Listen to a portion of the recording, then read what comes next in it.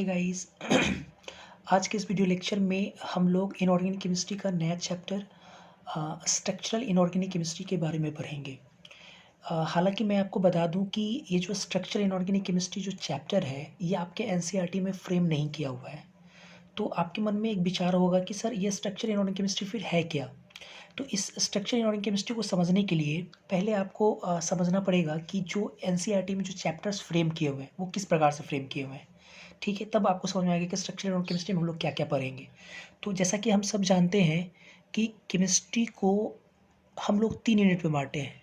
Chemistry को total हम लोग कितने यूनिट में बांटे हैं? 3 यूनिट में। एक को हम लोग बोलते हैं ऑर्गेनिक केमिस्ट्री, दूसरा फिजिकल केमिस्ट्री और तीसरा है हमारा इनऑर्गेनिक केमिस्ट्री। Inorganic chemistry. अब इनऑर्गेनिक केमिस्ट्री में आपको कौन कौन से चैप्टर्स पढ़ना है? जब से पहला चैप्टर आपको पढ़ना था एटॉमिक स्ट्रक्चर। हालांकि एटॉमिक स्ट्रक्चर किसी एक पार्टिकुलर केमिस्ट्री का कोई टॉपिक नहीं है, वो फिजिकल में भी काम आता है, ऑर्गेनिक में भी काम आता है, इनऑर्गेनिक केमिस्ट्री में भी काम आता है। मैं इसमें मेंशन कर दिया एटॉमिक स्ट्रक्चर। सेकेंड आपका चैप्टर है पीरियोडिक टेबल। तीसरा है एस ब्लॉक एलिमेंट्स, ये आपके चैप्टर ऐसे फ्रेम किए हुए हैं एनसीईआरटी में। चौथा है पी ब्लॉक एलिमेंट। पांचवा है D and F block element. छठा है केमिकल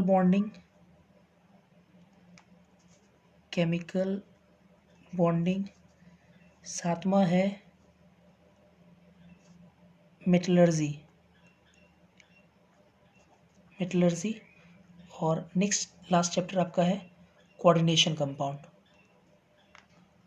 लास्ट आपका है कोऑर्डिनेशन कंपाउंड। ये जो पहला चैप्टर आपको 11th में पढ़ना है, पीरियोडिक टेबल, ये भी आपको 11th में पढ़ना है। एस ब्लॉक, ये भी आपको 11th में पढ़ना है। पी ब्लॉक का कुछ पोर्शन आपको 11th में पढ़ना है और बाकी ज़्यादा जो पोर्शन है वो आपको 12th में पढ़ना है। तो इसको मैं 12th ही लिख देता हूँ, या 11th + 12th लिख देता हूँ मैं। 11th और 12th दोनों में आपको पढ़ना है। डी एंड एफ ब्लॉक ये आपको 12th में पढ़ना है। केमिकल बॉन्डिंग ये आपको 11th में पढ़ना है, ये आपको 12th में पढ़ना है, और ये भी आपको 12th में पढ़ना है। तो अब देखो है क्या कि अगर मैं देखूँ टोटल 8 चैप्टर है। इस 8 चैप्टर में आपको 4 chapter atomic structure, periodic table, S block और केमिकल बॉन्डिंग, पूरी तरह से केमिकल बॉन्डिंग, ये जो 4 चैप्टर है वो आपको 11th में पढ़ना है। पी का कुछ हिस्सा आपको 11th में पढ़ना है। बाकी जो आपका बच गया P block, D and F block, metallurgy और कोऑर्डिनेशन कंपाउंड, ये 4 चैप्टर आपको 12th में पढ़ना है। क्लियर है यहाँ तक? अब आते हैं जरा, जैसे जो ब्लॉक वाला चैप्टर है आपका S block, P block, D and F block, in 3 chapter की मैं बात कर रहा हूँ जो लगातार है। ये आपका ये जो 3 चैप्टर आपका है, ठीक है, ये ब्लॉक वाला जो चैप्टर आपका है, ये जो 3 चैप्टर ब्लॉक वाला है, ये इस ब्लॉक में आपको, चाहे कोई भी ब्लॉक हो, इस ब्लॉक में आपको मेनली 3 टॉपिक पढ़ना है। 3 टॉपिक, ठीक है। जैसे अगर आप एस ब्लॉक में जाते तो आपको 3 टॉपिक पढ़ना है। कौन कौन सा? जैसे पहला आपको टॉपिक पढ़ना है एस ब्लॉक में, जैसे आप इन करोगे तो पहला टॉपिक पढ़ना है उस एलिमेंट या कंपाउंड के प्रॉपर्टीज़ के बारे में जानना है। सेकेंड, उसी में टॉपिक पढ़ना है आपको स्ट्रक्चर, उस एलिमेंट या कंपाउंड के स्ट्रक्चर के बारे में जानना है। और तीसरा टॉपिक आपका है रिएक्शन। तीसरा क्या है? रिएक्शन। मतलब अगर हम एस ब्लॉक एलिमेंट वाले अगर चैप्टर में इन करते हैं तो हमको मिलेगा उस एलिमेंट का प्रॉपर्टीज़ पढ़ना होगा, उसका स्ट्रक्चर पढ़ना होगा और उससे रिलेटेड रिएक्शंस पढ़ना होगा। पी ब्लॉक में इन करेंगे उसी प्रकार से हम लोग क्या पढ़ेंगे, पी ब्लॉक एलिमेंट्स के प्रॉपर्टीज़ के बारे में पढ़ेंगे, स्ट्रक्चर के बारे में पढ़ेंगे और रिएक्शंस के बारे में पढ़ेंगे। वैसे ही डी एंड एफ ब्लॉक के बारे में ऐसे ही पढ़ेंगे। तो अगर आप इस तरीके से पढ़ते हो कि S block, P block wise अगर मैं आपको पढ़ाता हूँ तो आपको समझने में काफ़ी मुश्किलें आएगी। तो इस चीज़ को आसान करने के लिए क्या करते हैं कि ये जो आपका ये जो 3 चैप्टर आप ऐसे देख रहे हो, S block, P block, D and F block और केमिकल बॉन्डिंग, ये 4 चैप्टर, इस 4 चैप्टर को हम क्या कर रहे हैं कि इस 4 चैप्टर को हम 2 चैप्टर में करके मैं आपको पढ़ाऊँगा, 2 चैप्टर में करके पढ़ाऊँगा। एक चैप्टर जो कि आपका बनेगा S, P, D and F block element and their properties और एक चैप्टर मैं आपको पढ़ाऊंगा structure inorganic chemistry,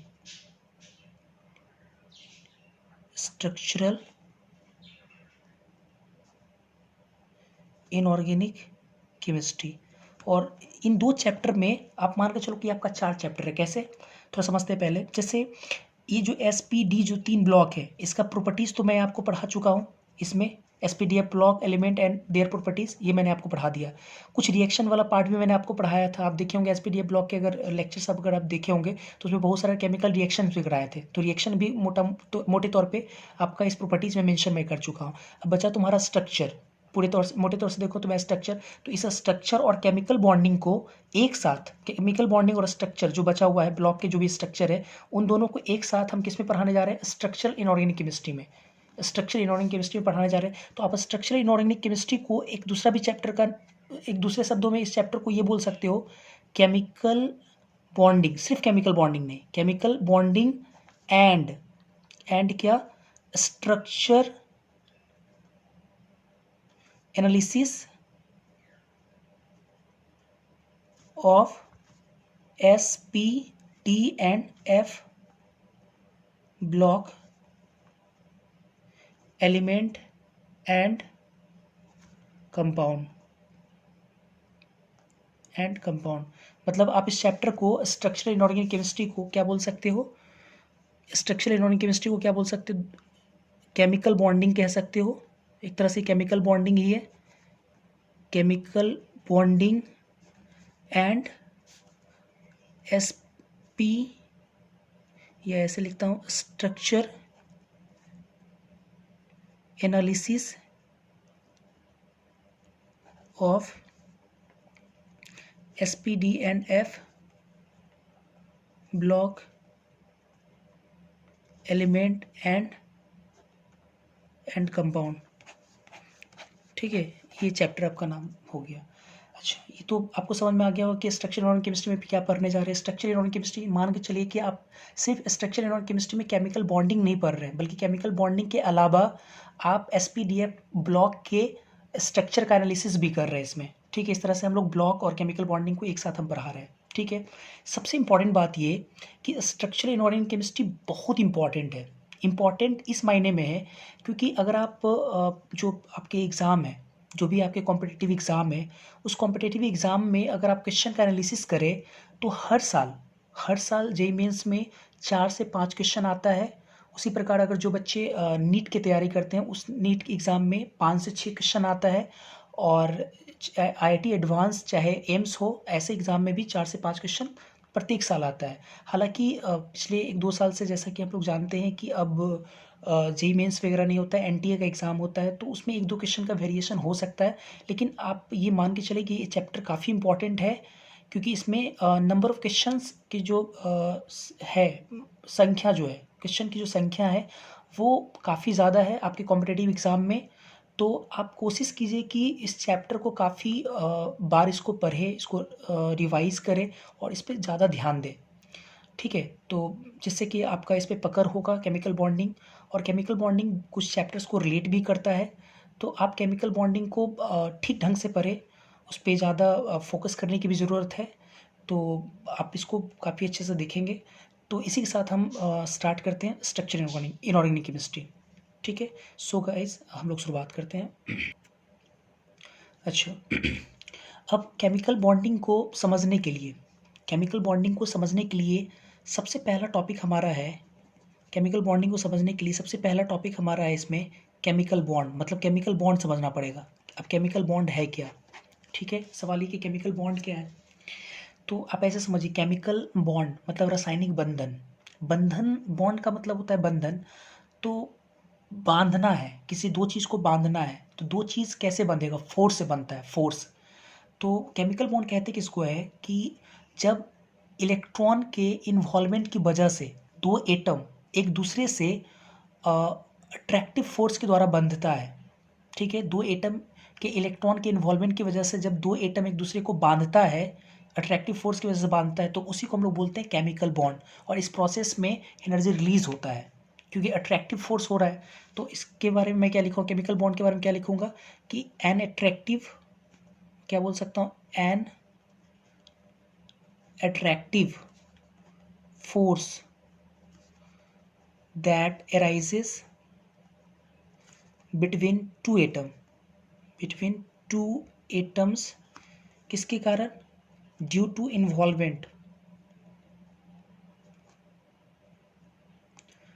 involvement of electron की वजह से दो एटम एक दूसरे को अट्रैक्टिव फोर्स से मतलब उसको क्या करेगा, जोड़ेगा, और इस प्रोसेस में क्या होगा, एनर्जी रिलीज करेगा, विच लोअर्स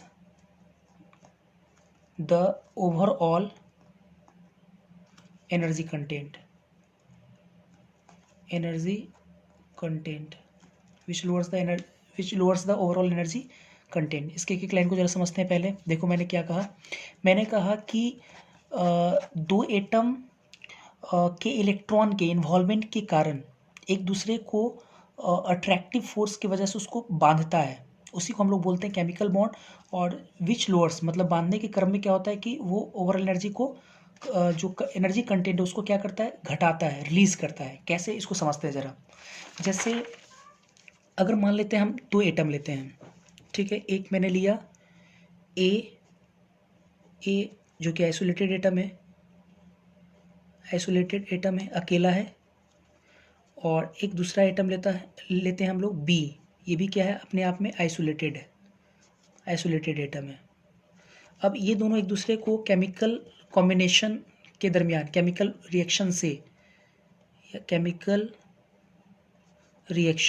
या केमिकल कॉम्बिनेशन भी मैं बोल सकता हूँ। केमिकल कॉम्बिनेशन का सिंपल मतलब होता है दैट इज इन्वॉल्वमेंट ऑफ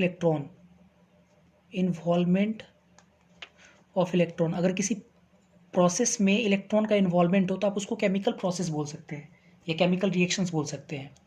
तो मैंने आपको समझाया ये था अभी थोड़ी देर पहले, केमिकल बॉन्ड है क्या, कि तो किसी केमिकल प्रोसेस में दो एटम के इलेक्ट्रॉन के इन्वॉल्वमेंट के कारण अगर एक दूसरे को अट्रैक्टिव फोर्स से अगर आपस में जोड़ता है, अट्रैक्टिव फोर्स के कारण जुड़ता है, तो इसी को हम लोग बोलते हैं क्या है, केमिकल बॉन्ड। तो मैंने एक आइसोलेटेड एटम लिया, बी एक आइसोलेटेड एटम है, केमिकल कॉम्बिनेशन, इलेक्ट्रॉन का इन्वॉल्वमेंट हुआ और ए और बी आपस में जुड़ गया, तो क्या बनेगा, ए बी, मतलब ए बी, ये इसका ए का न्यूक्लियस, बी का न्यूक्लियस, ये दोनों जुड़ गया आपस में, ए बी। तो थोड़ा सा मैं समझाता हूँ इसमें। अभी मैं बोल रहा था कि अगर कंबाइंड होता है तो एनर्जी जो होता है, एनर्जी कौन सा, पोटेंशियल एनर्जी, वो घटाता है। कैसे, इसको समझते जरा। मान लो कि ए का जो पोटेंशियल एनर्जी है, पी ई मतलब पोटेंशियल एनर्जी, यहाँ पे नीचे में ए लगा देता हूँ, मतलब potential energy of A. B का भी एक अपना एनर्जी होगा, पोटेंशियल एनर्जी इसको बोलेंगे, तो पोटेंशियल एनर्जी ऑफ बी। और ये जो ए बी का जो पोटेंशियल एनर्जी होगा, ये पी ई ए बी। अगर आप कंपेयर करोगे हेयर, तो यहाँ पे पोटेंशियल एनर्जी जो ए का होगा ये ज़्यादा होगा किससे, पोटेंशियल एनर्जी ए बी से। साथ ही साथ पोटेंशियल एनर्जी जो बी का होगा ये भी क्या होगा, ज़्यादा होगा किससे, potential energy of A B से। क्यों, इसको ज़रा समझते हैं। जैसे ए जब अकेला है, ठीक है, सिंपल अकेला है, तो और यहाँ पे क्या है कि ए जो है बी के साथ इंट्रैक्शन से बंधा है, फोर्स ऑफ इंटरेक्शन से बंधा है। तो यहाँ पे फोर्स ऑफ इंटरेक्शन मतलब ए जो है फोर्स ऑफ इंटरेक्शन से बंध गया है। तो अगर ए किसी फोर्स ऑफ इंटरेक्शन से बंध गया है, इसका मतलब कि ए अब क्या हो गया, ज़्यादा स्टेबल हो गया है। अट्रैक्शन अगर हो गया तो ज़्यादा स्टेबल हो गया। अगर ज़्यादा ये स्टेबल हो गया तो स्टेबिलिटी बढ़ने से पोटेंशियल एनर्जी घटता है। तो इसका मतलब ये जो पोटेंशियल एनर्जी ए बी का है वो ए के मुकाबले क्या हो गया, घट गया। इसलिए देखो ऐसे लिखा मैंने। और ए बी, फिर बी से मैं कंपेयर करूँ तो ए बी जो है यहाँ पे अकेला नहीं है, बी ए से जुड़ा है अट्रैक्शन की वजह से। तो अट्रैक्शन बढ़ने से क्या होता है कि अट्रैक्शन बढ़ने से स्टेबिलिटी बढ़ता है, और स्टेबिलिटी बढ़ने से पोटेंशियल एनर्जी घटता है। तो इसका मतलब potential energy of A B का जो है यहाँ पे ए बी का जो है कंबाइंड फॉर्म में, इस बी से अकेले कंपेयर करेंगे तो क्या होगा, ये कम हो जाएगा। तो इस प्रकार से कम है, ठीक है। और इसको अच्छे समझने के लिए मैं दिखाता हूँ कि ए और बी एक दूसरे से कैसे केमिकली कंबाइंड हो रहा है। इसको मैं देखता हूँ। जैसे मान लो कि एटम आइसोलेटेड है। एटम कैसा होता है, स्फेरिकल, ये न्यूक्लियस बनाए, और ये न्यूक्लियस आपका, और ये मान लो कि आपका एटम है, ठीक है। एटम में बाहर में क्या होता है, इलेक्ट्रॉन होता है। मान लो कि ये सब ऐसा इलेक्ट्रॉन है। उसी प्रकार से बी एटम, ये न्यूक्लियस, और ये क्या है आपका, एटम है आपका, ठीक है। ये सब इलेक्ट्रॉन है, ठीक है। अब ये जब दोनों नज़दीक आएगा एक दूसरे के, तो देखिए होगा क्या इसके साथ कि ए का जो न्यूक्लियस है वो बी के इलेक्ट्रॉन को क्या करेगा, खींचेगा, ठीक है। ये ए का जो न्यूक्लियस है, ए का न्यूक्लियस क्या है, पॉजिटिव चार्ज है तो इसके इलेक्ट्रॉन को खींचेगा। उसी तरह से जो बी का न्यूक्लियस है वो ए के इलेक्ट्रॉन को खींचेगा। तो ये फोर्स ऑफ अट्रैक्शन है। यहाँ एफ क्या है, अट्रैक्शन है। यहाँ भी फोर्स क्या है, अट्रैक्शन है, क्योंकि अपोजिट चार्ज अट्रैक्ट कर रहा है। एट द सेम टाइम जब दोनों नज़दीक आएगा तो इसका इलेक्ट्रॉन और इसका इलेक्ट्रॉन एक दूसरे को क्या करेगा, जो ये दोनों जो है एक दूसरे को रिपेल करेगा। क्या होगा, रिपेल करेगा, एक दूसरे को रिपेल करेगा। और साथ ही साथ इसका न्यूक्लियस इसके न्यूक्लियस को एक दूसरे को क्या करेगा, रिपेल करेगा। मतलब एफ रिपल्सन, ये भी क्या है, एफ रिपल्सन, दोनों रिपेल कर रहा है। ठीक है, अब क्या है थोड़ा समझते हैं यहाँ पे। मतलब जब दो एटम को हम लोग एक साथ लाते हैं, दो एटम को नज़दीक लाते हैं, तो नज़दीक लाने के क्रम में हम देख रहे हैं कि अगर देखा जाए तो चार तरह का मतलब फोर्स वहाँ पे लग रहा है। दो अट्रैक्शन है, दो रिपल्सन है। अट्रैक्शन कैसे, पहला का न्यूक्लियस दूसरे के इलेक्ट्रॉन को खींचे, अट्रैक्शन होगा। दूसरे का न्यूक्लियस पहले के इलेक्ट्रॉन को खींचे, ये भी अट्रैक्शन होगा। एट द सेम टाइम क्या होगा कि पहला न्यूक्लियस दूसरे न्यूक्लियस को रिपेल करे, रिपल्सन होगा। और पहला का इलेक्ट्रॉन दूसरे के इलेक्ट्रॉन को रिपेल करे, ऑब्वियस रिपल्सन होगा। लेकिन चूंकि केमिकल कॉम्बिनेशन में एक दूसरे को जोड़ना है, तो एक दूसरे को जोड़ने के लिए अट्रैक्शन को ज़्यादा होना पड़ेगा कि रिपल्सन को, ऑब्वियस अट्रैक्शन को। तो अगर मान लो कि एफ अट्रैक्शन ज़्यादा है, क्योंकि जोड़ने के लिए तो अट्रैक्शन ज़्यादा होना पड़ेगा, तो अट्रैक्शन ज़्यादा है एफ रिपल्सन से, तो एक दूसरे के क्या होगा, नज़दीक आएगा। ठीक है, जैसे जैसे नज़दीक आएगा मतलब आर जैसे जैसे घटेगा, क्योंकि जैसे जैसे नज़दीक आएगा तो आर मतलब इंटरन्यूक्लियर डिस्टेंस क्या होगा, घटेगा। और इंटरन्यूक्लियर डिस्टेंस घटने से क्या होगा कि जैसे जैसे नज़दीक आएगा तो अट्रैक्शन बढ़ेगा, और अट्रैक्शन बढ़ने से पोटेंशियल एनर्जी क्या होगा, घटेगा। इंटरन्यूक्लियर डिस्टेंस बढ़ाएंगे जैसे जैसे नज़दीक आएगा, चूँकि अट्रैक्शन ऑब्वियस से दो को जोड़ने के लिए अट्रैक्शन ज़्यादा होना चाहिए। जैसे जैसे घटाएंगे इंटरन्यूक्लियर डिस्टेंस जैसे जैसे घटेगा, वैसे वैसे पोटेंशियल एनर्जी भी क्या होगा, रिलीज होगा।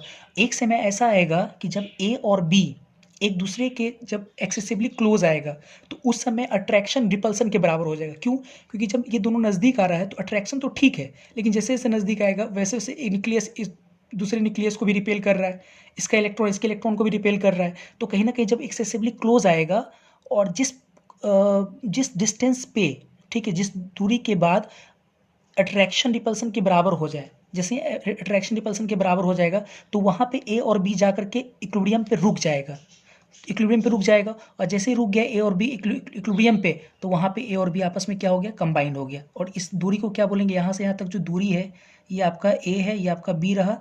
इन दोनों के बीच की दूरी को हम लोग क्या बोलेंगे, इसी को आर बोल देंगे। मतलब आर यहाँ पे क्या हो जाएगा, ये बॉन्ड लेंथ, ए और बी के बीच का बॉन्ड लेंथ कहला जाएगा। और पोटेंशियल एनर्जी चूंकि घटा है, तो मैं एक लाइन यहाँ से हम लोग सीखे इस प्रकार, क्या सीखें, 10 इस प्रकार बॉन्ड फॉर्मेशन, हमेशा बॉन्ड फॉर्मेशन जब भी होगा, bond formation is always an exothermic process, always exothermic process, हमेशा क्या होगा, एक्सोथर्मिक प्रोसेस होगा। ये काफ़ी ध्यान भी रखें। ऐसे हम लोग इसमें क्या बोलते, थर्मोडायनेमिक्स हम लोग पढ़े भी थे। एक्सोथर्मिक नेचर का होता है bond formation, bond distribution endothermic nature का होता है। तो इस प्रकार से आपका क्या हो गया, एक्सोथर्मिक नेचर का। काफ़ी इंपॉर्टेंट पॉइंट यहाँ से हम लोग सीखे कि bond formation is always exothermic process. इसके बाद हम बात करेंगे classification of chemical bond. Chemical bond कितने प्रकार के होते हैं, इस पर हम लोग बात करेंगे।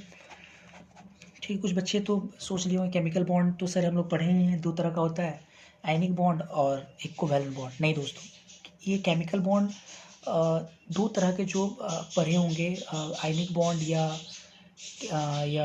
कोवैलेंट बॉन्ड, ठीक है, वो आप पढ़े, लेकिन उसका बेसिस अलग था। उसका जो हम लोग पढ़े थे वो उसका बेसिस अलग था। ठीक है, हम लोग यहाँ पे क्लासिफिकेशन ऑफ जो केमिकल बॉन्ड है वो हम लोग पढ़ने जा रहे हैं फोर्स ऑफ इंटरेक्शन के आधार पे। फोर्स ऑफ इंटरेक्शन के आधार पे केमिकल बॉन्ड दो तरह का होता है। केमिकल बॉन्ड जो है फोर्स ऑफ इंटरेक्शन के आधार पे, chemical bond force of interaction के आधार पे दो तरह का होता है। एक को हम लोग बोलते हैं स्ट्रॉन्ग बाइंडिंग फोर्स। बॉन्ड को सर फोर्स क्यों बोल रहे हैं, क्योंकि मैंने पहले ही बोला था बॉन्ड बांधता है कौन है, फोर्स। स्ट्रॉन्ग बाइंडिंग फोर्स और एक आप हो गया आपका weak binding force. Weak binding force अब ये से कोई बड़ी बात नहीं है इसमें, हम फोर्स ऑफ जब इंट्रैक्शन बोल ही दिए तो फोर्स ऑफ इंट्रैक्शन दो ही तरह का हो सकता है, या तो स्ट्रॉन्ग या तो वीक। तो इस आधार पे केमिकल बॉन्ड कितनी तरह का है, दो तरह का, स्ट्रॉन्ग बाइंडिंग फोर्स और दूसरा वीक बाइंडिंग फोर्स। ठीक है, अब स्ट्रॉन्ग बाइंडिंग फोर्स किसको, स्ट्रॉन्ग बाइंडिंग फोर्स और वीक बाइंडिंग फोर्स क्या है। तो अगर स्ट्रॉन्ग बाइंडिंग फोर्स के कारण बॉन्ड बनता हो, ठीक है, अब ये से सिंपल है, तो उसको हम लोग बोलेंगे क्या, strong binding, sorry strong bond बोलेंगे, और वीक बॉन्ड उस प्रकार से बोल देंगे। तो स्ट्रॉन्ग बाइंडिंग फोर्स के लिए सबसे इंपॉर्टेंट बात यह है कि जो स्ट्रॉन्ग बाइंडिंग फोर्स है, इसके लिए स्ट्रॉन्ग बाइंडिंग फोर्स से हमेशा मॉलिक्यूल का फॉर्मेशन होता है, मतलब रिस्पॉन्सिबल जिम्मेदार होता है for formation of molecule, responsible for formation of molecule, मतलब स्ट्रॉन्ग बाइंडिंग फोर्स से हमेशा क्या होगा, मॉलिक्यूल का फॉर्मेशन होगा। ठीक है, स्ट्रॉन्ग बॉन्डिंग उसको बोलेंगे स्ट्रॉन्ग बॉन्डिंग फोर्स। ठीक है, स्ट्रॉन्ग वही बाइंडिंग फोर्स या बॉन्डिंग फोर्स, ठीक है, बॉन्डिंग लिखता हूँ, स्ट्रॉन्ग बॉन्डिंग फोर्स। ठीक है, और वीक बॉन्डिंग फोर्स किसको बोलेंगे, जो रिस्पॉन्सिबल हो। वीक बॉन्डिंग फोर्स को हम लोग सेकेंडरी बॉन्डिंग फोर्स भी कहते हैं, आप इसको ऐसे भी लिख सकते हैं, और सेकेंडरी बॉन्डिंग फोर्स। अच्छा, इसके बारे में इंपॉर्टेंट पॉइंट, ये क्या होता है, रिस्पॉन्सिबल होता है, जिम्मेदार होता है किसके लिए, responsible for only for keeping, या होल्ड बोल सकते हो आप, कीपिंग द एटम्स या मॉलिक्यूल टुगेदर एक दूसरे के साथ through Coulombic interaction.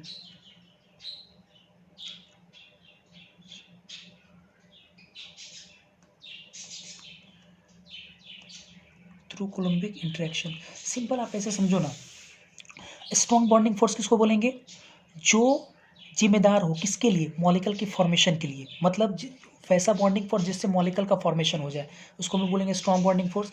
Week bonding force में सिर्फ क्या है, मॉलिक्यूल का फॉर्मेशन नहीं होगा, एटम को दूसरे एटम के साथ, चाहे एक मॉलिक्यूल को दूसरे मॉलिक्यूल को होल्ड करने के लिए जो फोर्स लगता है, उसी को हम लोग क्या बोलते हैं, वीक बॉन्डिंग फोर्स। होल्ड करता है, एक मॉलिक्यूल दूसरे मॉलिक्यूल को होल्ड करेगा, चाहे एक एटम दूसरे एटम को होल्ड करता है, या एक दूसरे को रखता है जोड़ करके, इसी फोर्सेस को हम लोग क्या बोलते हैं, वीक बाइंडिंग फोर्सेस। क्लियर है यहाँ तक। अब आते हैं जरा, जो आपका स्ट्रॉन्ग बॉन्डिंग फोर्स है, वो स्ट्रॉन्ग बॉन्डिंग फोर्स ये भी दो प्रकार का होता है,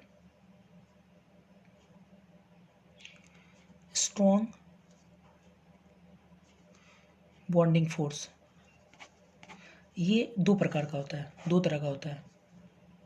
एक को हम लोग बोलते हैं स्ट्रॉन्ग बॉन्डिंग फोर्स में, एक को बोलते हैं हम लोग आयनिक बॉन्ड, और एक को हम लोग बोलते हैं कोवैलेंट बॉन्ड। अब समझ में आ गया होगा, कोवैलेंट बॉन्ड, ये कोवैलेंट बॉन्ड आपका, ठीक है। Ionic bond, covalent bond, ionic bond कैसे बनता है, हम लोग पढ़े हैं, due to transfer of electron, due to transferred of electron. जैसे मान लो कि एक एटम ए है, इसने एक इलेक्ट्रॉन को मतलब मान लो कि रिलीज़ किया, तो इस पर कैसा चार्ज आएगा, प्लस। और बी जो दूसरा एटम है, उसने एक इलेक्ट्रॉन को गेन कर लिया, इसके छोड़े हुए इलेक्ट्रॉन को, तो ये मान लो बी माइनस, और ये एक दूसरे को कूलम्बिक इंटरेक्शन की वजह से जुड़ेगा, तो क्या बनेगा, ए बी। और इस प्रोसेस में जो एनर्जी रिलीज करेगा उसको हम लोग क्या बोलेंगे, यू नॉट, माइनस में एनर्जी रिलीज हो रहा है ना, यू नॉट। और यही आपका क्या है, ये जो यू नॉट आप समझ ही रहे हैं, ये क्या होगा, बॉन्ड एनर्जी कहलाएगा, जो एनर्जी रिलीज करेगा, बॉन्ड एनर्जी, ठीक है। और ये ए बी के बीच में कैसा बॉन्ड है, आयनिक बॉन्ड है, ठीक है। अच्छा, कोवैलेंट बॉन्ड किसको बोलेंगे, ड्यू टू, हम लोग पढ़े शेयरिंग ऑफ इलेक्ट्रॉन के कारण बनता है, due to sharing of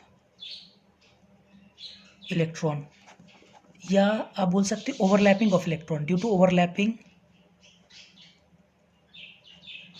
overlapping of electron, overlapping of orbital बोलेंगे, सॉरी, हालांकि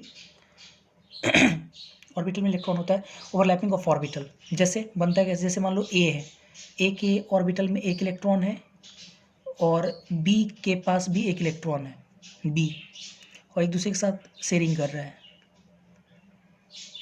बी, ठीक है। तो इन दोनों के बीच में क्या बना, ए सिंगल बॉन्ड बी, इसी को हम लोग क्या बोलेंगे, इसी को हम लोग क्या बोलेंगे, ये आपका कौन सा बॉन्ड है, ये तो आयनिक हो गया यहाँ पे, ए और बी के बीच में, ये कौन सा है, कोवैलेंट है, क्योंकि sharing of orbit, sharing of electron के कारण बना, इसको क्या बोलेंगे, कोवैलेंट बॉन्ड, ठीक है। अब इसके बाद आते हैं ये स्ट्रॉन्ग बाइंडिंग फोर्स दो प्रकार का था, आयनिक बॉन्ड, दूसरा कोवैलेंट बॉन्ड। आयनिक बॉन्ड किसको बोल रहे हैं, ट्रांसफर ऑफ इलेक्ट्रॉन के कारण, जैसे कि यहाँ देख रहे हैं, और ये बॉन्ड एनर्जी आपका ए और बी के बीच में कैसा आयनिक बॉन्ड है। कोवैलेंट बॉन्ड किसको बोल रहे हैं, due to sharing of electron या ओवरलैपिंग ऑफ ऑर्बिटल। तो ए का एक ऑर्बिटल मैंने बनाया, उसमें एक इलेक्ट्रॉन रखा था, बी का ऑर्बिटल बना के उसमें एक इलेक्ट्रॉन, दोनों के शेयरिंग के कारण बन रहा है, शेयरिंग ऑफ इलेक्ट्रॉन बोल सकते हैं या ओवरलैपिंग ऑफ ऑर्बिटल बोल सकते हैं, उसके कारण ए सिंगल बॉन्ड बी बन रहा है, इसीलिए इसमें इलेक्ट्रॉन है। इसको हम लोग क्या बोलेंगे, कोवैलेंट बॉन्ड बोलेंगे, क्लियर है यहाँ तक। इसके बाद आते हैं, ये स्ट्रॉन्ग बाइंडिंग फोर्स दो प्रकार का था, उसी प्रकार से अभी हम लोग पढ़े थे वीक, अभी हम लोग पढ़े थे क्या, weak binding force, sorry weak bonding force, weak bonding force. अब वीक बॉन्डिंग फोर्स भी दो तरह का होता है, एक होता है आपका हाइड्रोजन बॉन्डिंग, एक क्या होता है, हाइड्रोजन बॉन्डिंग, और एक आपका होता है van der Waals forces, wonder wall forces, ठीक है। दो तरह का, एक होता है हाइड्रोजन बॉन्डिंग, एक होता है आपका वंडरवॉल फोर्सेस। तो weak binding force hydrogen bonding, दूसरा क्या है हमारा, वंडरवॉल फोर्सेस है। सवाल ये कि अब हाइड्रोजन बॉन्डिंग क्या है, हालांकि हाइड्रोजन बॉन्डिंग का एरिया थोड़ा बड़ा है, आगे मैं फिर से पढ़ाऊंगा भी इसके बारे में, लेकिन थोड़ा सा मैं समझाता हूँ कि हाइड्रोजन बॉन्डिंग कहते हैं किसको है। अगर hydrogen more electronegative element like phone, fluorine, oxygen, nitrogen से जुड़ा हो, मतलब हाइड्रोजन किससे अटैच्ड हो, hydrogen attached with more electronegative element, पहला कंडीशन है, हाइड्रोजन अटैच्ड हो किससे, मोर इलेक्ट्रोनेगेटिव एलिमेंट से अटैच्ड हो। तो ये जो अटैच्ड होगा, तो जो हाइड्रोजन होगा उस पे डेल्टा प्लस चार्ज आएगा हाइड्रोजन पे, और ये डेल्टा प्लस चार्ज जब दूसरे मोर इलेक्ट्रोनेगेटिव एलिमेंट से जब इंटरेक्ट होगा चार्ज के कारण, उसी को हम लोग बोलते हैं हाइड्रोजन बॉन्डिंग। जैसे आप समझो ऐसे, जैसे वाटर H2, एग्जाम्पल से मैं दिखाता हूँ, H, ऑब्वियस है, जैसा कि हम लोग जानते हैं कि हाइड्रोजन जो है, ऑक्सीजन जो कि मोर इलेक्ट्रोनेगेटिव एलिमेंट से जुड़ा हुआ है, तो मोर इलेक्ट्रोनेगेटिव एलिमेंट, इलेक्ट्रोनेगेटिविटी हम लोग पढ़े थे, ऑक्सीजन मोर इलेक्ट्रोनेगेटिव एलिमेंट है, तो ये बॉन्ड से इलेक्ट्रॉन को अपनी तरफ खींचेगा, खींचने के कारण ओ पर क्या आएगा, डेल्टा माइनस, एच पर क्या आएगा, डेल्टा प्लस, उसी प्रकार इस पर भी डेल्टा प्लस आएगा। तो होगा क्या कि ऐसा तो वाटर मॉलिक्यूल बहुत सारे होंगे, ठीक है, बहुत सारे होंगे, तो होता क्या है कि जैसे HOH, तो ये खींचेगा डेल्टा प्लस, यहाँ पे डेल्टा माइनस, ये डेल्टा प्लस, ये आपका डेल्टा माइनस यहाँ पे, ठीक है। तो ये जो अब देखो, अब क्या है कि ये जो हाइड्रोजन पे जो डेल्टा प्लस आया है, ठीक है, हाइड्रोजन पे जो डेल्टा प्लस आया है, ये दूसरे मोर इलेक्ट्रोनेगेटिव एलिमेंट से इंटरेक्शन की वजह से आपस में देखो जुड़ रहा है, ये डेल्टा प्लस और ये इस पर डेल्टा माइनस, इसी को हम लोग क्या बोलते हैं, इसी फोर्स ऑफ इंटरेक्शन क्या बोलते हैं, हाइड्रोजन बॉन्डिंग, इसी को क्या बोलते हैं, हाइड्रोजन बॉन्डिंग बोलते हैं हम लोग, ठीक है। हाइड्रोजन बॉन्डिंग हालांकि मैं आगे पढ़ाऊंगा, आप हाइड्रोजन बॉन्डिंग बस 1 से 2 लाइन ध्यान रखें। हाइड्रोजन बॉन्डिंग होने के लिए हाइड्रोजन को more electronegative element like phone, fluorine, oxygen, nitrogen, जो कि पूरे पीटी में सबसे ज़्यादा इलेक्ट्रोनेगेटिव एलिमेंट, इससे जुड़ा होना चाहिए, और अगर इससे जुड़ा हुआ है तो उसके कारण हाइड्रोजन पे आएगा डेल्टा प्लस, और ये हाइड्रोजन पे जो डेल्टा प्लस है, ये दूसरे मोर इलेक्ट्रोनेगेटिव एलिमेंट के जो चार्ज उस पर होगा, उसके कारण ये क्या होगा, एक दूसरे को अट्रैक्ट करेगा, जो अट्रैक्ट करेगा, उस अट्रैक्ट करने की वजह से जो बंधन बनता है, बॉन्ड जो बनता है, उसी बॉन्ड को हम लोग क्या बोलेंगे, हाइड्रोजन बॉन्डिंग बोलेंगे, क्लियर है यहाँ तक। अब आते हैं वंडरवॉल फोर्सेस। वंडरवॉल फोर्सेस कई तरह का होता है, बहुत तरह का होता है। जैसे वंडरवॉल फोर्सेस अगर मैं बात करूँ तो 5 तरह का होता है वंडरवॉल फोर्सेस। जैसे हम लोग देखते हैं, जैसे वंडरवॉल फोर्सेस अगर मैं बात करूँ, जैसे पहला होता है आपका ion dipole, ion dipole interaction. Example में देख लूँगा आयन डाइपोल इंटरेक्शन। दूसरा आपका है डाइपोल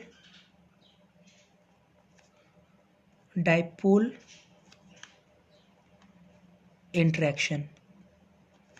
तीसरा आपका है आयन इंड्यूस डाइपोल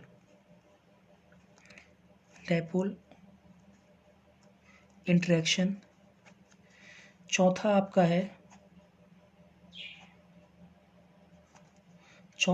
है डाइपोल इंड्यूस डाइपोल, आईडी बोल सकते हैं शॉर्टली इसको, आईडी इंड्यूस डाइपोल इंटरेक्शन। और पांचवा आपका है induce dipole ID induce dipole interaction, ID interaction,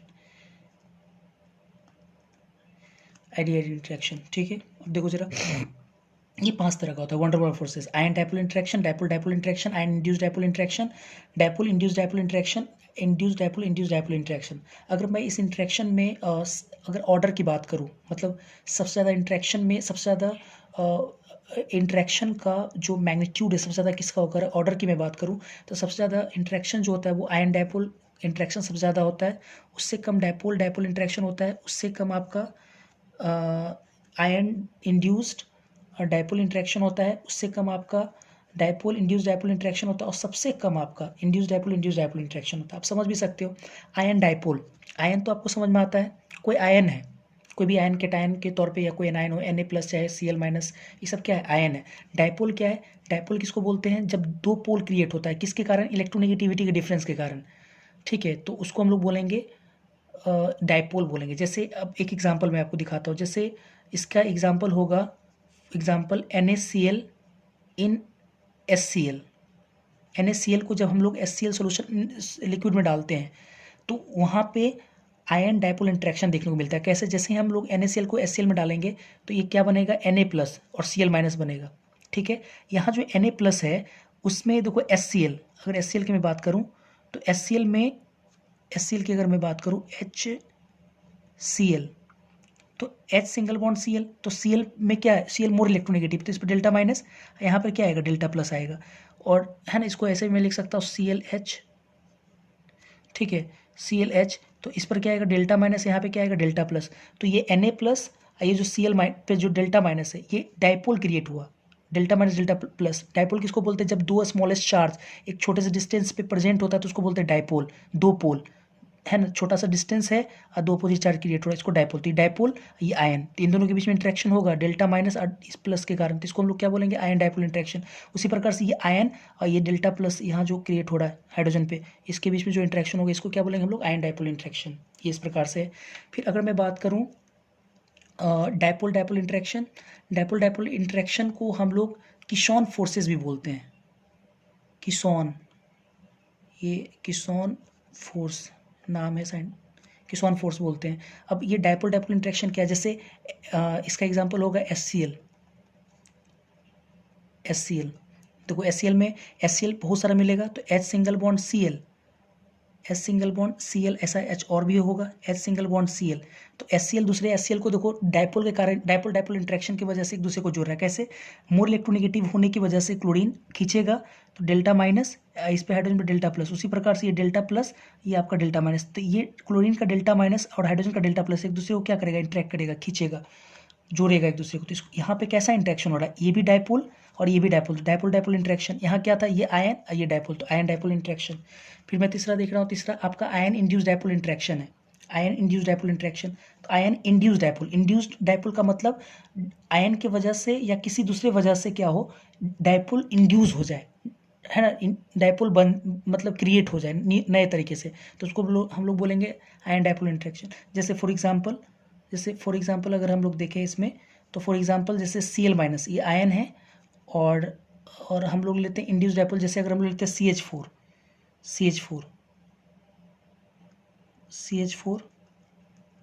तो इन दोनों के बीच में जो इंटरेक्शन है, ठीक है, इस Cl- होने की वजह से इसमें जो क्या होगा, डाइपोल इंड्यूस हो जाएगा। कैसे, यहाँ पे हाइड्रोजन पे डेल्टा प्लस, IHCl कार्बन पे डेल्टा माइनस। तो इसके वजह से जो इंटरेक्शन होगा इसको हम लोग क्या बोलेंगे, डाइपोल, सॉरी आयन, और ये इंड्यूस डाइपोल, क्योंकि ये पहले से था नहीं, ये इंड्यूस हुआ है, इंड्यूस डाइपोल इंटरेक्शन। ये आगे आपको समझ में आएगा अच्छे से और भी। उसके बाद डाइपोल, इंड्यूस डाइपोल इंटरेक्शन। तो डाइपोल तुम्हारा कौन सा हो गया, HCl लेते हैं फॉर एग्जांपल इसके तौर पे, HCl। और इंड्यूस डाइपोल के तौर पे जैसे जिसमें पहले से नहीं हो, जैसे CH4 भी हम लोग ले सकते हैं, जैसे बेंजीन ले सकते हैं, जैसे CO2 ले सकते हैं। तो HCl भी अगर हम लोग C6H6 ले, इसमें पहले से डाइपोल वगैरह नहीं है, न्यूट्रल है, बेंजीन है इसमें, तो इन दोनों के बीच में इंटरेक्शन हो। जैसे अगर मैं एग्जांपल ले लूँ वाटर H2O, ये डाइपोल है इसमें, और इसका CO2 के साथ कोई इसमें नहीं है, ठीक है। तो इस प्रकार से इन दोनों के बीच में जो इंटरेक्शन होगा ये डाइपोल पूरी तरह से, इसमें इसके पास डाइपोल, इसके पास भी डाइपोल, और ये सब क्या है, इंड्यूस डाइपोल इंटरेक्शन है। अच्छा, इसका मैं एग्जांपल बात करूँ IDID, तो IDID इंटरेक्शन क्या होगा, सिंपल है, CH4 प्लस CH4, एक मिथाइल दूसरे मिथाइल को क्या करे, इंटरेक्ट करे, तो इसको इंड्यूस डाइपोल इंटरेक्शन की वजह से बोल सकते हैं।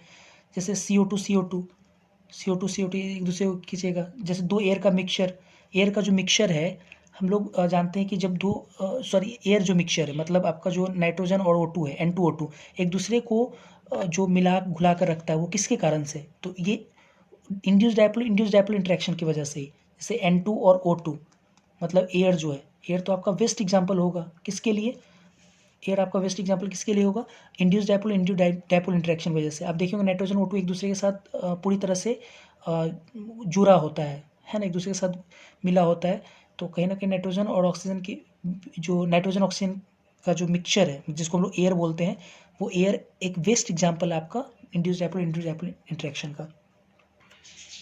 यहाँ पे जो मैंने ऑर्डर लिखा है कि आयन डाइपोल इंटरेक्शन ज़्यादा है और सबसे कम इंड्यूस डाइपोल इंटरेक्शन, आप बिल्कुल आराम से समझ सकते हैं, क्योंकि यहाँ पे पूरी तरह से एक आयन है। अब हम लोग इंटरेक्शन जो पढ़ते हैं, फोर्स जो पढ़ते हैं, वो चार्ज के डायरेक्टली प्रोपोर्शनल पढ़ते हैं। तो ऑब्वियस है, पूरा आयन है, एक चार्ज पूरा है, और डाइपोल की वजह से जो डेल्टा, जो छोटा छोटा चार्ज आ रहा है, ऑब्वियस है यहाँ पे इंटरेक्शन ज़्यादा होगा। और यहाँ पे चार्ज क्या है, चार्ज और चार्ज, मतलब स्मॉल चार्ज के बीच में इंटरेक्शन है। यहाँ पे फिर उससे थोड़ा कम हो गया, एक चार्ज है पूरी तरह से, एक मतलब इंड्यूस डाइपोल है, तो ये उससे भी कम हो गया। ये डाइपोल है पहले से, और एक इंड्यूस डाइपोल है, ये उससे कम हो गया। और यहाँ पे इंड्यूस डाइपोल इंटरेक्शन है, ये और भी कम हो गया। हालांकि जो वंडरवॉल फोर्सेज है, वो सबका सब क्या है, वीक फोर्सेज है, सब वीक फोर्सेज है।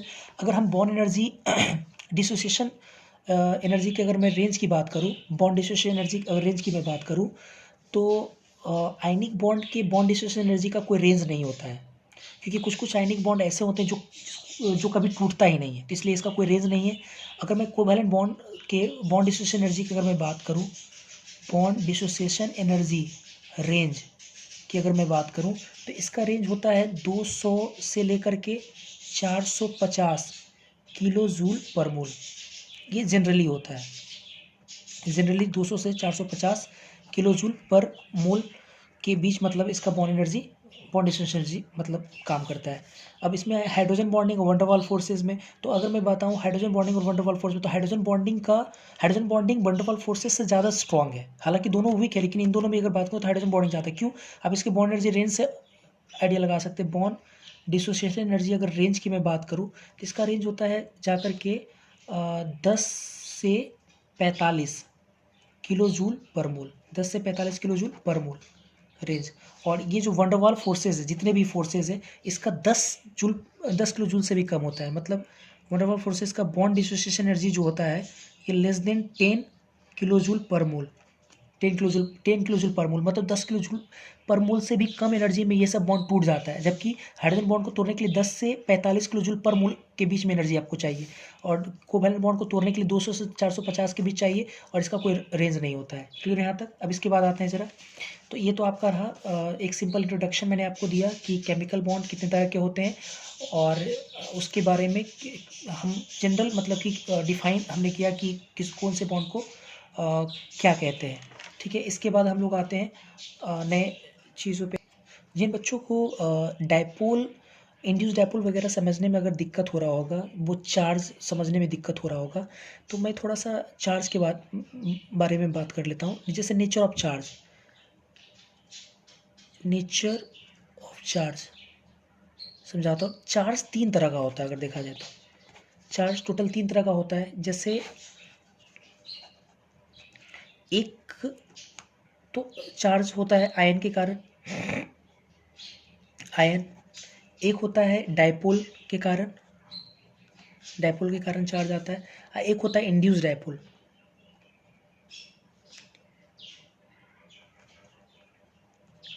एक होता है इंड्यूस डायपोल के कारण चार्ज। तो आयन तो सिंपल है कि कोई भी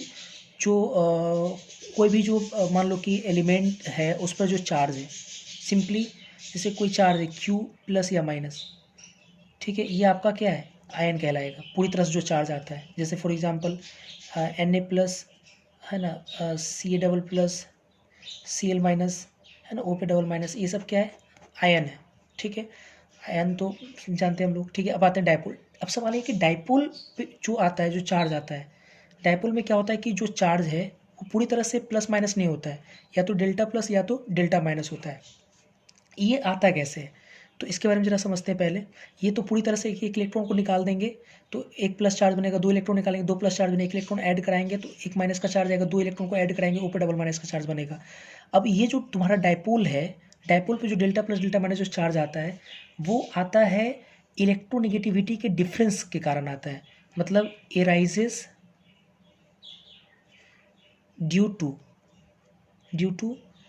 EN डिफरेंस, इलेक्ट्रोनिगेटिविटी डिफरेंस। ठीक है, electronegative difference only in polar molecule, polar molecule, बहुत इंपॉर्टेंट बात बता रहा हूँ, पोलर मॉलिक्यूल। ठीक है, पोलर मॉलिक्यूल का मतलब क्या हुआ कि न्यू नेट क्या हो, greater than zero, polar molecule का मतलब। ठीक है, उसके कारण राइज होता है।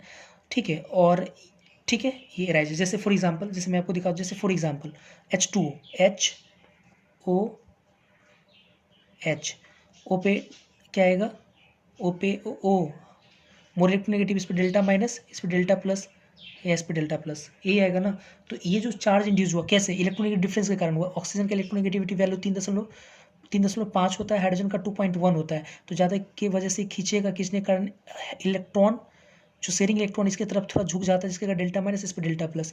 तो ये जो इलेक्ट्रोनेगेटिविटी डिफरेंस के कारण जो चार्ज प्रोड्यूस हुआ, इसी चार्ज को हम लोग क्या बोलेंगे, डायपोल बोलेंगे। ये आपका डायपोल है, क्लियर है। और ये जो चार्ज जो अपने अपने आप प्रोड्यूस हुआ है, तो मतलब ये कैसा कैसा फोर्सेज है, इंट्रामॉलिक्यूलर या इंटरमॉलिक्यूलर, तो इंट्रामॉलिक्यूलर फोर्सेज है।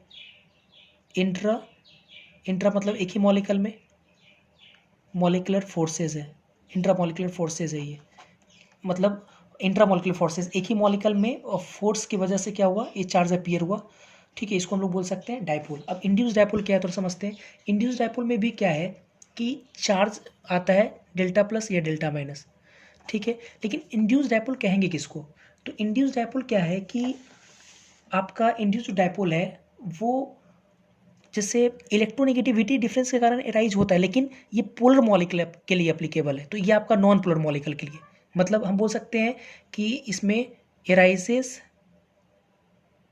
हालांकि एराइजेस नहीं लिखता हूँ मैं, ऐसे लिखता हूँ, exist only in non polar molecule, arises only in non polar molecule. मतलब पोलर मॉलिक्यूल में जो delta plus delta minus exist करेगा उसको हम लोग बोलेंगे डायपोल, पोलर मॉलिक्यूल में जिसका new net greater than zero. और जो नॉन पोलर मॉलिक्यूल होगा उसमें अगर delta plus delta minus exist करता है, इसका मतलब वो क्या है, वो आपका है इंड्यूस डायपोल, इंड्यूस डायपोल। जैसे फॉर एग्जांपल, जैसे अगर मान लो कि हमने लिया जेनोन, मैंने शायद ये एग्जांपल कराया भी था आपको SPDF ब्लॉक में, अब देख लो। जैसे जेनोन हम लेते हैं, जेनोन XC, तो ये XC हमने लिया, एक और XC लेते हैं, XC। ठीक है, तो होता क्या है कि इसका न्यूक्लियस जब है, इसका जो न्यूक्लियस है, जब इसके इलेक्ट्रॉन को खींचता है इसका न्यूक्लियस, ठीक है, और उसी प्रकार से जब इसका न्यूक्लियस जब इसके इलेक्ट्रॉन को खींचता है, और इसका जो न्यूक्लियस जब इसके इलेक्ट्रॉन को जब खींचता है, तो होता क्या है कि यहाँ पे जो जेनॉन है आपका XC, इस तरफ, मतलब जब खींचने के कारण क्या होता है कि यहाँ पे डेल्टा माइनस आ जाता है। जब इसका न्यूक्लियस इसके इलेक्ट्रॉन को खींचता है तो इस तो क्या होता है कि जब ये न्यूक्लियस जब इसका जब न्यूक्लियस ये जेनॉन का जो न्यूक्लियस है दूसरे जेनॉन के इलेक्ट्रॉन को खींचता है तो इलेक्ट्रॉन डेंसिटी इधर ज़्यादा आ जाता है, इस तरफ भी सब इलेक्ट्रॉन डेंसिटी आ जाता है, जिसके कारण यहाँ डेल्टा प्लस यहाँ डेल्टा माइनस आ जाता है। और जो जेनॉन जब इसके नज़दीक जाता है तो इसके न्यूक्लियस के कारण यहाँ का इलेक्ट्रॉन रिपेल करता है, तो इलेक्ट्रॉन इधर छिटक के चला जाता है, तो यहाँ पे क्या आता है डेल्टा प्लस, इधर डेल्टा माइनस, तो ये आपका डेल्टा प्लस डेल्टा माइनस। और उसी प्रकार से ये जो आपका है जेनॉन, इस पर डेल्टा माइनस, यहाँ डेल्टा प्लस आ जाता है। तो ये प्लस माइनस जो ये जो डायपोल बना, ये भी जो डायपोल आया, ये दोनों क्या है, डायपोल डायपोल है। डायपोल ये भी क्या है, डायपोल है। तो इन दोनों के बीच में जो इंटरेक्शन अब आने लगा, इन दोनों के बीच में जो इंटरेक्शन हो गया, इसी इंटरेक्शन को हम लोग क्या बोलेंगे, इंड्यूस डायपोल। इंड्यूस डायपोल क्योंकि हम एक चीज़ बोल रहे हैं कि क्योंकि ये non polar compound, non polar molecule है, हालांकि ये तो एटम है, नॉन पोलर है, कोई पोलरिटी इसमें नहीं है, और खुद से क्या हुआ, इंड्यूस हुआ है। और ये जो इंड्यूस हुआ है वो एक मॉलिक्यूल के कारण नहीं हुआ, इंटरमॉलिक्यूलर नहीं है, इंटरमॉलिक्यूलर है, इंटरमॉलिक्यूलर फोर्सेस है, इंटरमॉलिक्यूलर फोर्सेस है। तो इंटरमॉलिक्यूलर मतलब दो मॉलिक्यूल के कारण, दो मॉलिक्यूल जब नज़दीक आया तो एक का न्यूक्लियस दूसरे के इलेक्ट्रॉन को जब खींच रहा है तो उसके कारण क्या हो रहा है कि इलेक्ट्रॉन डेंसिटी का झुकाव जो है वो अनसिमेट्रिक फॉर्म में हो जा रहा है, जिसके कारण डेल्टा प्लस डेल्टा माइनस मतलब इंड्यूस डायपोल, इसमें भी इंड्यूस डायपोल, और एक दूसरे को अट्रैक्ट कर रहा है, इंटरेक्ट कर रहा है। तो इसी को हम लोग बोलते हैं इंड्यूस डायपोल बोलते हैं, जिसको हम लोग लंदन फोर्सेस भी बोलते हैं, इसको हम लोग लंदन फोर्सेस भी बोलते हैं, जैसे लंदन फोर्सेस भी बोलते हैं। जैसे हम लोग वंडरवॉल पढ़े थे ना, तो वंडरवॉल में हम लोग पढ़े थे इंड्यूस डायपोल इंटरेक्शन, तो उसको आप लंदन फोर्सेस भी बोल सकते हो, ठीक है, वो चलेगा। तो सिंपल है, मोटे तौर पे ऐसे समझते हैं। नेचर ऑफ चार्ज, ये तो सिंपल है, आयन वाला तो हिसाब किताब आसान है, लेन देन से जो चार्ज प्रोड्यूस होता है वो आयन कहलाता है। डायपोल तो अगर इलेक्ट्रोनेगेटिविटी डिफरेंस के कारण प्रोड्यूस हो, और सबसे बड़ी बात कब मॉलिक्यूल कैसा, पोलर मॉलिक्यूल हो, तो उसको हम लोग बोलते हैं डायपोल, डायपोल के कारण वो चार्ज है। और इंड्यूस डायपोल क्या होगा कि नॉन पोलर मॉलिक्यूल हो या एटम हो, और उसमें अगर इंटरमॉलिक्यूलर फोर्सेस के कारण अगर चार्ज अपीयर हो तो उसको हम लोग क्या बोलते हैं, इंड्यूस डायपोल बोलते हैं उस चार्ज को, ठीक है, यहाँ तक चलेगा। अब आते हैं ज़रा, इसके बाद आगे चलते हैं आगे हम लोग देखेंगे क्या हम लोग बोल सकते हैं कि जो बॉन्ड एनर्जी होता है, बॉन्ड एनर्जी, ये बॉन्ड एनर्जी मान लो यू, मान लेते हैं बॉन्ड एनर्जी को यू, ये फंक्शन है इंटरन्यूक्लियर डिस्टेंस के, आर के। हेयर जो आर है यहाँ पे वो इंटरन्यूक्लियर डिस्टेंस है, इंटरन्यूक्लियर डिस्टेंस, या सिंपली आप बोल सकते हैं bond length, bond length, bond length का फंक्शन है। बिल्कुल, कैसे, बॉन्ड एनर्जी बॉन्ड लेंथ का फंक्शन होता है। बॉन्ड अगर बड़ा है तो बॉन्ड एनर्जी कम है, और बॉन्ड अगर छोटा है तो बॉन्ड एनर्जी ज़्यादा है। तो कहीं ना कहीं bond energy is the function of internuclear distance या बॉन्ड लेंथ। ये भी समझ में आपको आना चाहिए कि बॉन्ड एनर्जी इंटरन्यूक्लियर डिस्टेंस से किस प्रकार से रिलेटेड, डायरेक्टली या इन्वर्सली। तो ऑब्वियसली डायरेक्टली, मतलब U directly proportional to R. बिल्कुल, कैसे, क्योंकि जितना बड़ा बॉन्ड होगा उसको तोड़ने में एनर्जी आपको क्या करना पड़ेगा, एनर्जी जो है आपको ये जो bond energy is the function of R ज़रूर है, लेकिन डायरेक्टली इन्वर्सली तो इन्वर्सली होगा, इन्वर्सली, क्योंकि बॉन्ड जितना बड़ा होगा उसको तोड़ना आसान होगा, एनर्जी कम लगेगा, और बॉन्ड जितना छोटा होगा उसको तोड़ना मुश्किल होगा, एनर्जी ज़्यादा देना पड़ेगा। तो इसका मतलब कि आर के है ना इन्वर्सली, लेकिन आर के इन्वर्सली मतलब आर स्क्वायर के या आर क्यूब के ये तो नहीं बता सकते, इसलिए पावर हम एक्स लगा देते हैं, ठीक है, वो तो मेरे को नहीं पता है।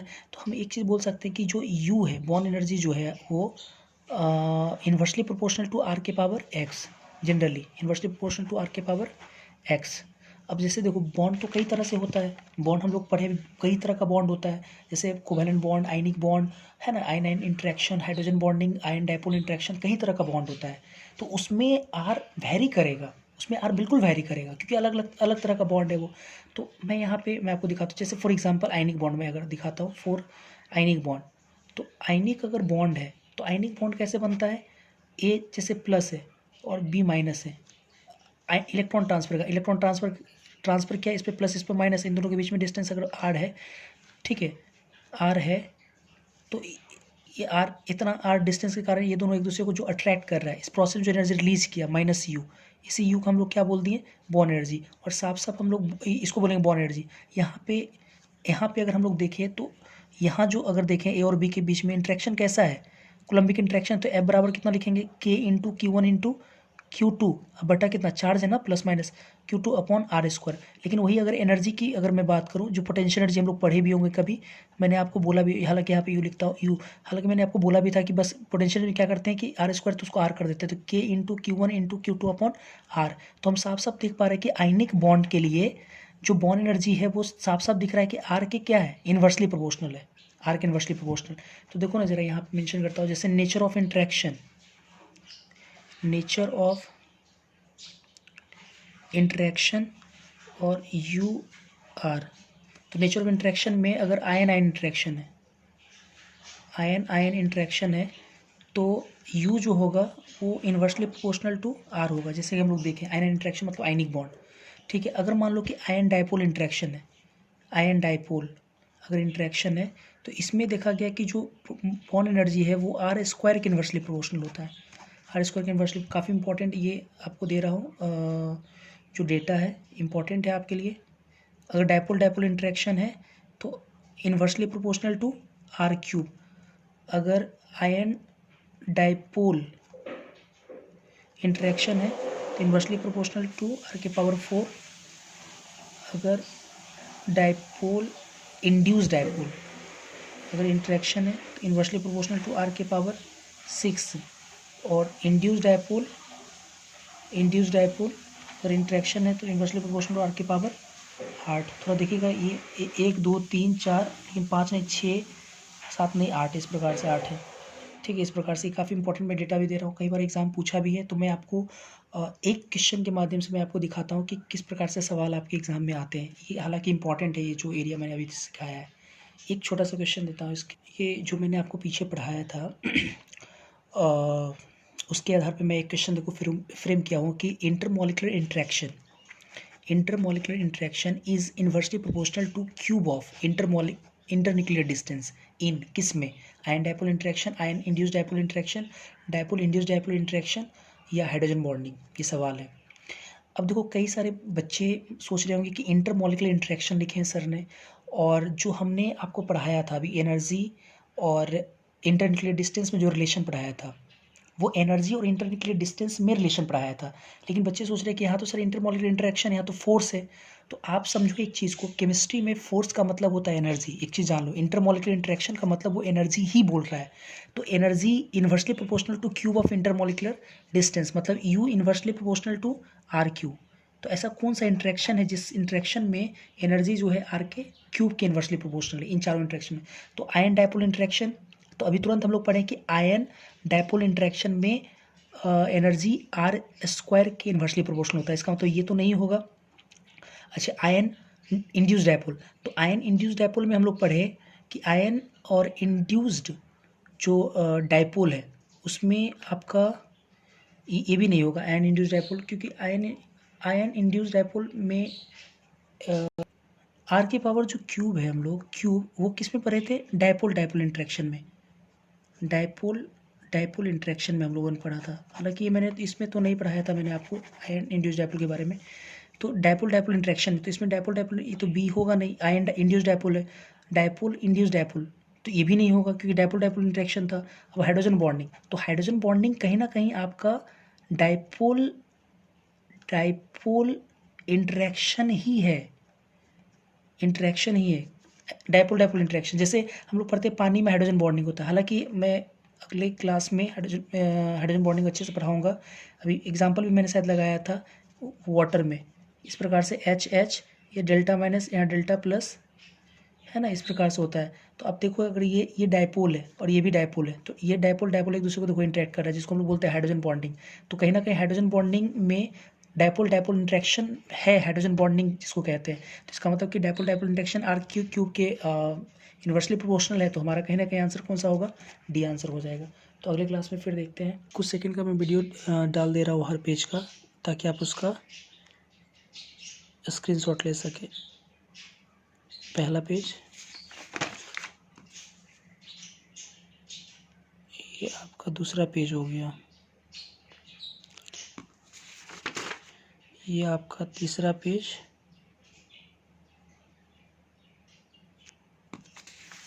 ये आपका चौथा पेज,